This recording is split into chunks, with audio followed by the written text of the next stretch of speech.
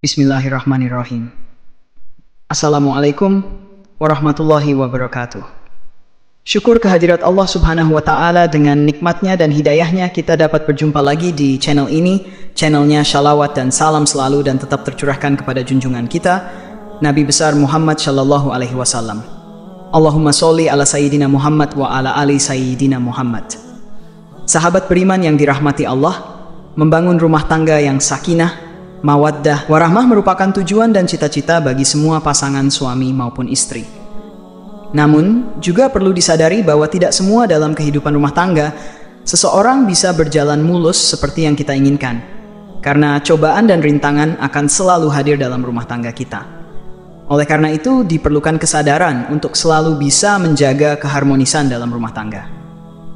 Seperti yang kita tahu, dalam rumah tangga sendiri terdapat perbedaan kedudukan untuk suami dan juga istri.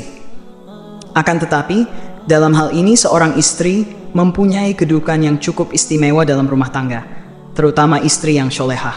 Rasulullah Shallallahu Alaihi Wasallam pernah bersabda, di dunia itu penuh dengan kenikmatan, dan sebaik-baik kenikmatan dunia yaitu istri yang sholehah. Sedangkan kaum laki-laki dalam rumah tangga sudah jelas dalam firman Allah Subhanahu wa Ta'ala yang tertuang dalam Al-Quran, Surah An-Nisa ayat 344. Kaum laki-laki itu adalah pemimpin bagi kaum wanita, oleh karena Allah telah melebihkan sebagian mereka laki-laki atas bagian yang lain wanita, dan karena mereka laki-laki telah menafkahkan sebagian dari harta mereka.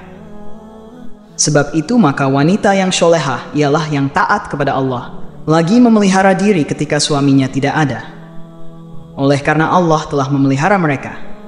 Wanita-wanita yang kamu khawatirkan nusyuznya, maka nasihatilah mereka dan pisahkanlah mereka di tempat tidur mereka dan pukullah mereka.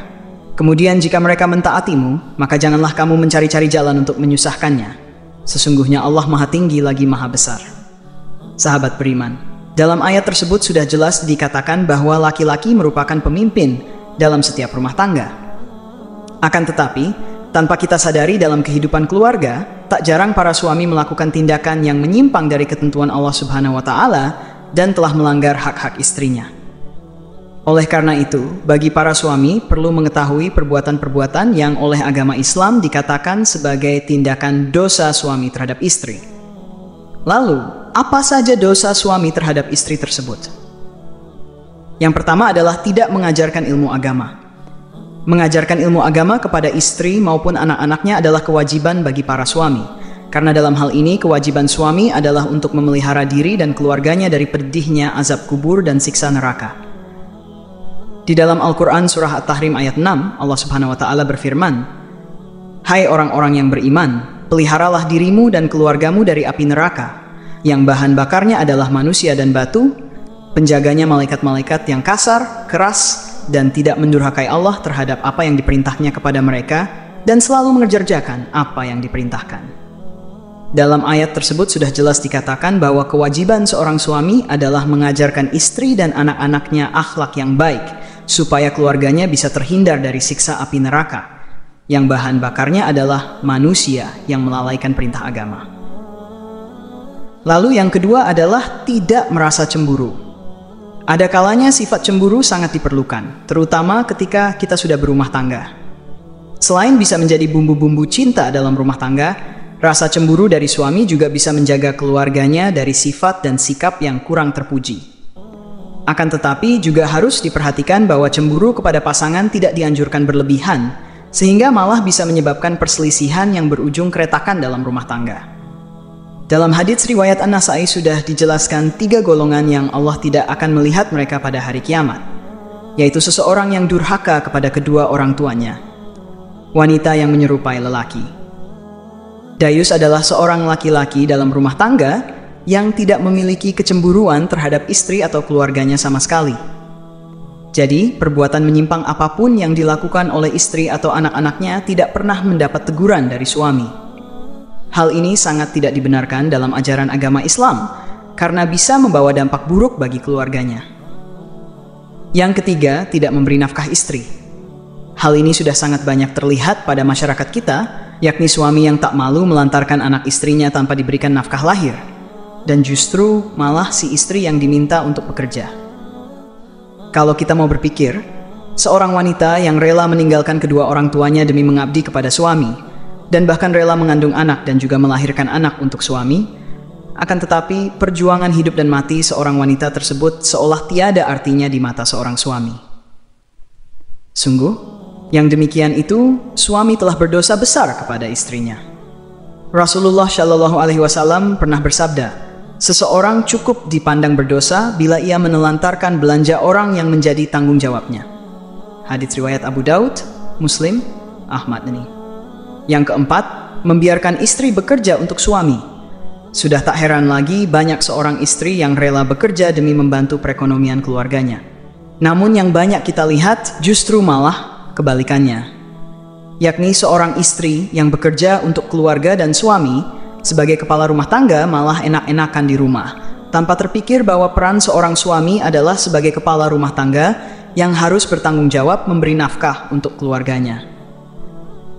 Jika seorang suami tidak bekerja karena malas dan menyerahkan semua kebutuhan ekonomi kepada istri, maka suami yang seperti itu akan dilaknat oleh Allah Subhanahu wa Ta'ala di dunia.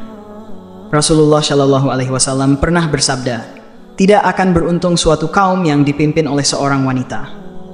Hadits riwayat Ahmad, Bukhari, Tirmidzi, dan Nasai. Dari hadits tersebut dijelaskan bahwa yang seharusnya memegang peran penting untuk kelangsungan hidup keluarganya adalah suami. Jika suami menyerahkan semua kebutuhan hidup kepada seorang istri, maka hidupnya tidak akan beruntung.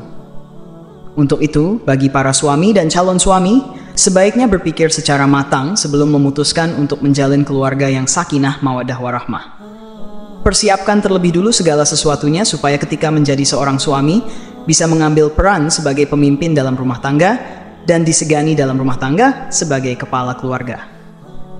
Lalu yang kelima, memiliki perasaan benci kepada istri. Perlu diketahui bahwa perasaan benci berbeda dengan perasaan cemburu. Benci adalah suatu sifat tidak suka terhadap orang lain yang berkepanjangan dan akan terus tidak suka sekalipun orang yang dibencinya berbuat baik kepada orang yang membenci. Sedangkan perasaan cemburu adalah rasa curiga atau kurang percaya kepada seseorang, termasuk juga dalam hal ini adalah istri sendiri. Akan tetapi, rasa cemburu akan hilang manakala tidak ada bukti yang membenarkan atas suatu tindakan atau yang dicurigai, atau setelah mendapatkan kejelasan dari suatu permasalahan. Rasulullah Shallallahu Alaihi Wasallam pernah bersabda, janganlah seorang suami yang beriman membenci istrinya yang beriman. Jika dia tidak menyukai satu akhlak darinya, dia pasti meridhoi akhlak lain darinya. Jadi sudah jelas bahwasanya kita dilarang untuk membenci istri sendiri, karena tidak semua sifat dan sikap yang ada pada istri selalu buruk. Akan tetapi, di balik keburukan istri atau sikap tersebut, ada satu atau beberapa sifat dan sikap yang baik. Yang keenam, tidak mau membantu dalam pekerjaan rumah. Tidak sedikit suami yang malas membantu pekerjaan rumah keluarganya. Para suami biasanya merasa kalau sudah memberikan nafkah lahir, tugas suami sudah selesai. Padahal kita tahu tugas seorang istri sangatlah berat. Misalkan posisinya dibalik, mungkin para suami tidak akan mampu mengambil peran dari tugas seorang istri. Untuk itu, saya sarankan bagi para suami, meskipun sebagai kepala rumah tangga dan sekaligus pemimpin dalam rumah tangga, hendaknya ikut membantu pekerjaan rumah tangga demi keharmonisan keluarga. Membantu meringankan pekerjaan rumah tangga dari seorang istri adalah suatu tindakan yang sangat dianjurkan. Bahkan Rasulullah Shallallahu Alaihi Wasallam telah mencontohkan untuk membantu istri dalam setiap persoalan rumah tangganya. Hal ini sesuai dengan sabda Rasulullah yang ditulis oleh Imam Bukhari. Beliau Rasulullah membantu pekerjaan istrinya, dan jika datang waktu syalat, maka beliau pun keluar untuk syalat. Yang ketujuh, menyebarluaskan aib istri. Dalam hal ini, aib seorang istri merupakan aib dalam keluarga. Dan tugas keluarga adalah menutupi aib tersebut supaya tidak menyebar sampai ke masyarakat. Akan tetapi, tak jarang ada seorang suami yang malah menyebarluaskan aib seorang istri kepada orang lain. Dan ini sangatlah tidak dibenarkan dalam ajaran agama, terutama agama Islam. Rasulullah Shallallahu Alaihi Wasallam pernah bersabda, sesungguhnya di antara orang yang paling buruk kedudukannya di sisi Allah pada hari kiamat adalah seseorang yang menggauli istrinya dan istrinya menggaulinya. Kemudian dia menyebarkan rahasia-rahasia istrinya. Yang kedelapan, Menyakiti istri secara fisik. Hal ini masih saja terjadi pada masyarakat kita. Perbuatan memukul, menendang, atau menyakiti istri secara fisik malah banyak dilakukan oleh para suami. Ini biasanya terjadi karena ketidaksadaran diri dari seorang suami akibat pengaruh masalah keuangan dalam rumah tangga, tekanan dari suatu pekerjaan, dan lain sebagainya. Menyakiti istri secara fisik merupakan dosa yang sangat besar dalam pandangan Islam, karena wanita merupakan kaum yang harus dilindungi karena kelemahannya. Rasulullah Shallallahu Alaihi Wasallam bersabda, hendaknya engkau memberinya makan jika engkau makan, memberinya pakaian jika engkau berpakaian, tidak memukul wajah, dan tidak menjelek-jelekannya. Kemudian yang kesembilan, meremehkan kedudukan istri.